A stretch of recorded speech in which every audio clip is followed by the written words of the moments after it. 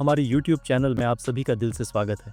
दोस्तों, देश में अब दूसरे चरण की सरकारी प्रक्रिया शुरू हो चुकी है और इसके लिए चुनाव आयोग ने अपनी नई अधिसूचना जारी कर दी है। इस बार 12 राज्यों और केंद्र शासित प्रदेशों को मिलाकर करीब 51 करोड़ मतदाता इस प्रक्रिया के तहत जांच में शामिल हो रहे हैं। मतलब साफ है, देश भर में वोटर लिस्ट का सबसे बड़ा अपडेट चल रहा है। अब तक इस प्रक्रिया का सबसे ज्यादा विरोध पश्चिम बंगाल में देखने को मिल रहा है। ममता दीदी यानी ममता बनर्जी खुद सड़क पर उतर आई हैं। उन्होंने अपने कार्यकर्ताओं और नेताओं के साथ पदयात्रा निकाली और साफ कहा, ये लिस्ट नहीं, लोगों का अपमान है। लेकिन दोस्तों, यहाँ एक विचित्र मोड़ भी है। राष्ट्रीय स्तर पर कांग्रेस पार्टी इस प्रक्रिया के खिलाफ बयान दे रही थी, लेकिन पश्चिम बंगाल में कांग्रेस के नेता अधीर रंजन चौधरी ने ममता दीदी पर यह आरोप लगाया है कि उन्होंने बांग्लादेशी नागरिकों को मतदाता सूची में शामिल किया है। अब जरा सोचिए, जहां एक ओर कांग्रेस पार्टी केंद्र के खिलाफ बोल रही है, वहीं बंगाल में उसी कांग्रेस का नेता ममता दीदी पर हमला कर रहा है। राजनीति में ये डबल रोल कोई नई बात नहीं, लेकिन ये मुकाबला वाकई दिलचस्प होता जा रहा है। दूसरी तरफ भाजपा के सुवेंदु अधिकारी ने इस पूरी प्रक्रिया को खुलकर समर्थन दिया है। उनका कहना है कि जो असली है वही वोट देगा, नकली को हटाना जरूरी है। अब बात करें एक और बड़े ट्विस्ट की, तो तमिलनाडु सरकार ने इस पूरी प्रक्रिया के खिलाफ सुप्रीम कोर्ट का दरवाजा खटखटाया है। जी हाँ, चेन्नई से लेकर दिल्ली तक अब ये मामला कानूनी जंग में बदल गया है। अब सवाल उठता है, आखिर किन किन राज्यों में ये प्रक्रिया चल रही है? पश्चिम बंगाल में ये विरोध इतना जोर क्यों पकड़ रहा है? और तमिलनाडु सरकार को आखिर सुप्रीम कोर्ट जाने की जरूरत क्यों पड़ी? इन सभी सवालों के जवाब और इस पूरी कहानी की असली सच्चाई हम इस वीडियो में आपको एक एक करके विस्तार से बताएंगे।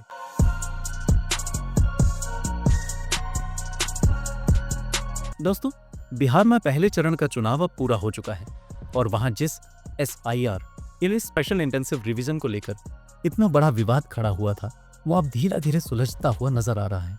30 सितंबर को लगभग 7 करोड़ 42 लाख मतदाताओं की नई और संशोधित सूची जारी की गई थी। उसके बाद अब बिहार में चुनावी माहौल पूरी तरह गर्मा चुका है। पहले चरण का मतदान खत्म हो चुका है और अब दूसरे चरण की तैयारियां जोरों पर हैं। इसी बीच केंद्रीय चुनाव आयोग ने देश भर में सबसे बड़े पैमाने पर मतदाता सूची के संशोधन और शुद्धिकरण का काम शुरू कर दिया है। दोस्तों, इस बार सिर्फ बिहार नहीं, बल्कि देश के 12 राज्य और केंद्र शासित प्रदेश इस पूरी प्रक्रिया में शामिल हैं। यानी देश में अब तक का सबसे बड़ा voter list clean up operation चल रहा है। सबसे खास बात यह है कि देश के सबसे ज्यादा मतदाताओं वाले राज्य उत्तर प्रदेश को भी इस लिस्ट में शामिल किया गया है। इसके अलावा अगले साल यानी 2026 में जिन राज्यों में विधानसभा चुनाव होने हैं, जैसे कि तमिलनाडु, पुदुचेरी, केरल और पश्चिम बंगाल, वहां भी ये मतदाता सूची संशोधन की प्रक्रिया जोरों पर चल रही है। अब जरा असम की बात करें। अगले साल वहां भी चुनाव होने हैं, लेकिन चुनाव आयोग ने फिलहाल वहां SIR की प्रक्रिया शुरू नहीं की है। इसकी वजह ही भी बड़ी दिलचस्प है। सबसे अहम कारण है सुप्रीम कोर्ट का आदेश, क्योंकि असम में सिटीजनशिप एक्ट लागू है और सुप्रीम कोर्ट ने साफ कहा है कि वहां की मतदाता सूची को चुनाव आयोग अपनी सीधी निगरानी में संशोधित करे। इसी वजह से अभी 12 राज्यों में प्रक्रिया चल रही है और उसके बाद अलग से असम में ये काम किया जाएगा। अब जो 12 राज्य इस प्रक्रिया में शामिल हैं, उनके नाम सुनिए: उत्तर प्रदेश, केरल, तमिलनाडु, पुदुचेरी, पश्चिम बंगाल, राजस्थान, मध्य प्रदेश, गुजरात, गोवा, लक्षद्वीप, अंडमान निकोबार और छत्तीसगढ़। इनमें से पश्चिम बंगाल और तमिलनाडु में तो पहले से ही विवाद छिड़ चुका है और केरल ने भी इस मुद्दे पर न्यायालय का दरवाजा खटखटाया है। दोस्तों, ये जानना दिलचस्प होगा कि तमिलनाडु सरकार ने तो पहले ही इस पर आपत्ति जताई थी। जब बिहार में SIR शुरू हुआ था, तभी से चेन्नई की सरकार इसके खिलाफ बोल रही थी। अब लोकतंत्र में विरोध और समर्थन दोनों आम बातें। हर राज्य को अपनी बात रखने का हक है। तमिलनाडु ने भी वही किया। वहां के एक मंत्री ने तो तमिल फिल्मों के अंदाज में कहा, ये बिहार में, ये तमिलनाडु है। यानी राजनीति में डायलॉग बाजी भी खूब चल रही है। अब ताज़ा अपडेट ये है कि तमिलनाडु सरकार ने इस प्रक्रिया के खिलाफ सुप्रीम कोर्ट में याचिका दायर कर दी है, लेकिन चुनाव आयोग ने साफ कह दिया है कि हम अपना काम रोकने वाले नहीं हैं। 4 नवंबर से ही आयोग ने देश भर में SIR प्रक्रिया शुरू कर दी है। कुल 77,000 बूथ लेवल अधिकारी तैनात किए गए हैं, जिनमें 7,234 booth level supervisor, 68,472 booth level officer और 234 विधानसभा क्षेत्रों के लिए 234 इलेक्टोरल रजिस्ट्रेशन ऑफिसर शामिल हैं। इसके अलावा 624 असिस्टेंट इलेक्टोरल ऑफिसर और हर जिले के लिए 38 जिला चुनाव अधिकारी भी नियुक्त किए गए हैं। चुनाव आयोग ने 1 जनवरी 2026 तक पूरी मतदाता सूची को सत्यापित और शुद्ध करने की डेडलाइन तय कर दी है। अब तमिलनाडु सरकार चाहे सुप्रीम कोर्ट चली जाए, लेकिन आयोग ने साफ कर दिया है कि काम जारी रहेगा और अब जो भी फैसला सुप्रीम कोर्ट देगा वही तय करेगा कि तमिलनाडु में आगे ये प्रक्रिया कैसे चलेगी। अब आपके मन में सवाल उठ रहा होगा, उत्तर भारत में तो प्रवासियों की समस्या है, फिर तमिलनाडु को डर किस बात का? तो दोस्तों, असली वजह ये है, तमिलनाडु में भी श्रीलंका से आए तमिल शरणार्थी बड़ी संख्या में रहते हैं और उनमें से कई के नाम वोटर लिस्ट में शामिल हैं। अगर अब इस जांच में ये सब उजागर हो गया तो कुछ राजनीतिक दलों को डर है कि उनका वोट बैंक हाथ से निकल सकता है। अब ये तो सब जानते हैं कि श्रीलंका से आए तमिल शरणार्थियों को भारत में शरण दी गई है। वे यहाँ कानूनी तौर पर रह रहे हैं, लेकिन वे भारतीय नागरिक नहीं हैं। उन्हें भारत में रहने, काम करने और सुरक्षा पाने का अधिकार तो मिला है, लेकिन वोट देने का हक नहीं है। वे अवैध रूप से यहाँ नहीं आए, बल्कि भारत सरकार ने मानवता के आधार पर उन्हें आश्रय दिया है। और एसआईआर का मकसद भी यही है, मतदाता सूची को शुद्ध करना, न कि किसी शरणार्थी को देश से निकालना। ये बात तमिलनाडु के राजनीतिक दल भी जानते हैं, लेकिन फिर भी डर यही है कि अगर वोटर लिस्ट क्लीन हो गई तो राजनीतिक समीकरण बदल सकते हैं। और दोस्तों, यही डर सिर्फ तमिलनाडु में नहीं है, पश्चिम बंगाल में भी हालात कुछ ऐसे ही हैं, जहां इस प्रक्रिया को लेकर अब सियासी भूचाल मचा हुआ है।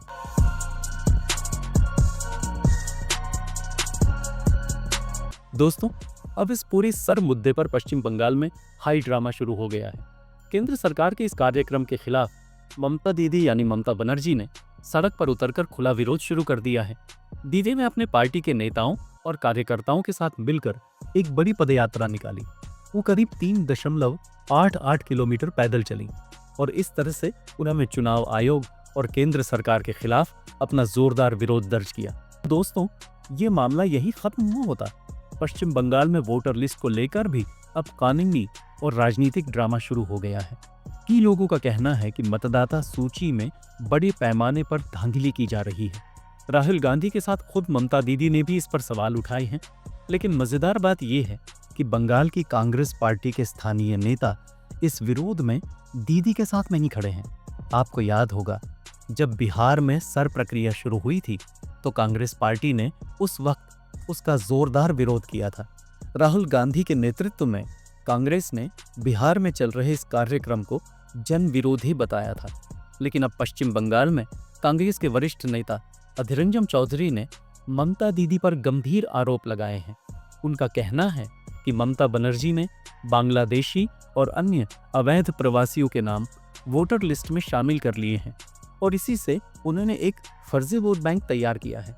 अधीर रंजन चौधरी का दावा है कि इसी नकली वोट बैंक के सहारे ममता दीदी चुनावी नतीजों को अपने पक्ष में मोड़ती हैं।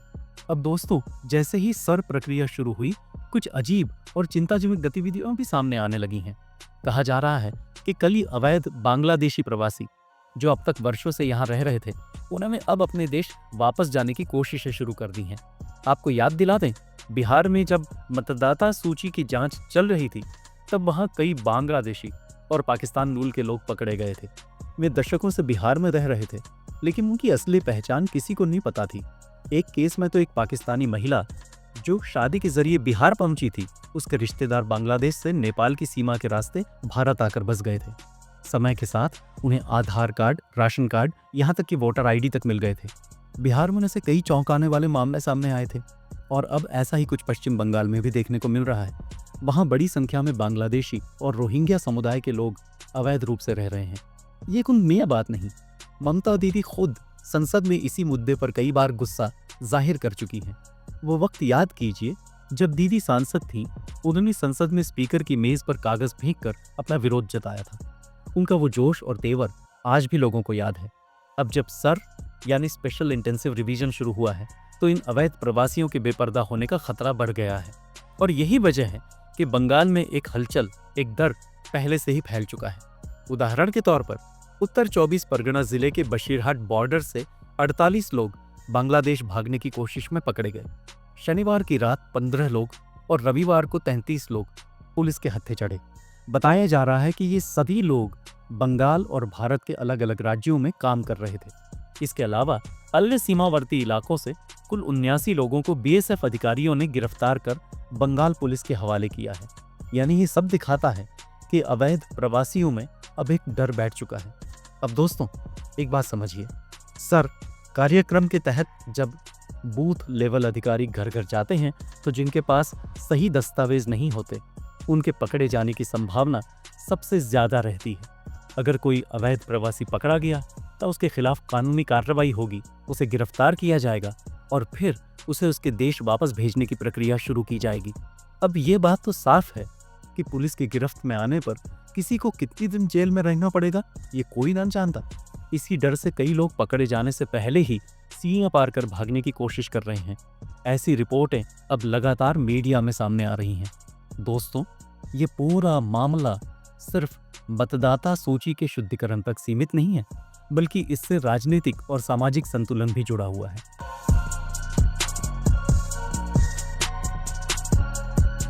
दोस्तों अब इस सर यानी स्पेशल इंटेंसिव रिवीजन कार्यक्रम के खिलाफ पश्चिम बंगाल में नया सेंटिमेंटल ड्रामा शुरू हो गया है। जी हां, इस बार सिर्फ राजनीति नहीं बल्कि भावनाओं का खेल भी शुरू हो चुका है। कुछ लोग अब अफवाहें फैलाने, झूठी खबरें गढ़ने और लोगों को भावनात्मक रूप से भड़काने में लगे हुए हैं। आपने देखा ही होगा दोस्तों, तमिलनाडु या आंध्र प्रदेश जैसे राज्यों में जब कभी कोई मंत्री या विधायक इस्तीफा देता है तो कुछ लोग छाती पीट पीट कर मर जाते हैं, कुछ जहर खा लेते हैं और कुछ तो खुद को आग के हवाले कर देते हैं। ऐसी खबरें अक्सर सोशल मीडिया और न्यूज चैनलों पर वायरल होती रहती हैं। इसका मकसद साफ होता है, एक भावनात्मक माहौल तैयार करना और दिखाना कि देखो हमारा नेता कितना लोकप्रिय है। अब वही ड्रामा बंगाल में भी रिपीट होता दिख रहा है। वहां मतदाता सूची की जांच यानी सर प्रक्रिया के दौरान कुछ लोग छोटी मोटी गलतियों को लेकर तनाव में आ रहे हैं।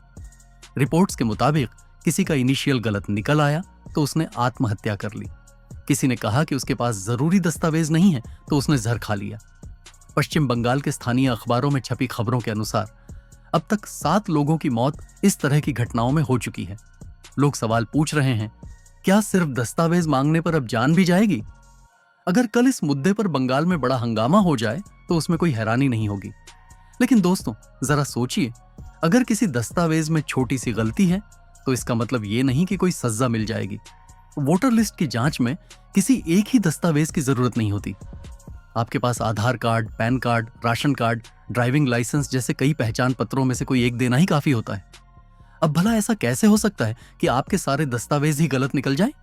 ऐसी संभावना लगभग ना के बराबर है। तो फिर सवाल ये उठता है, मरने या आत्महत्या करने जैसी नौबत आखिर आती ही क्यों है? अगर किसी कागज में गलती है तो उसे ठीक करवाना कोई बहुत बड़ा काम नहीं है। लेकिन दोस्तों पश्चिम बंगाल की राजनीति ही कुछ अलग है। यहाँ दीदी का राज्य है, जहां हर बात में ड्रामा, हर घटना में भावनात्मक उबाल और हर मुद्दे में राजनीतिक ट्विस्ट देखने को मिल जाता है। अब आप सोचिए, देश भर में इस वक्त 51 करोड़ मतदाता चुनाव आयोग की जांच और सत्यापन प्रक्रिया में शामिल हैं। यह भारत के इतिहास की सबसे बड़ी वोटर वेरिफिकेशन ड्राइव है। अब देखना यह होगा कि इस विशाल प्रक्रिया में कितने नकली नाम, कितनी गलत एंट्रियां और कितने असली मतदाता सामने आते हैं। यह सब कुछ तभी साफ होगा जब यह पूरी प्रक्रिया पूरी हो जाएगी। तो दोस्तों ये थी सर कार्यक्रम के खिलाफ विपक्ष के विरोध और चुनाव आयोग के दृढ़ फैसले से जुड़ी खास जानकारी। आगे आने वाले एपिसोड में हम आपको इससे जुड़ी और भी गहरी बातें, राजनीतिक प्रतिक्रियाएं और कुछ एक्सक्लूसिव अपडेट्स लेकर आएंगे। तब तक के लिए दोस्तों जय हिंद।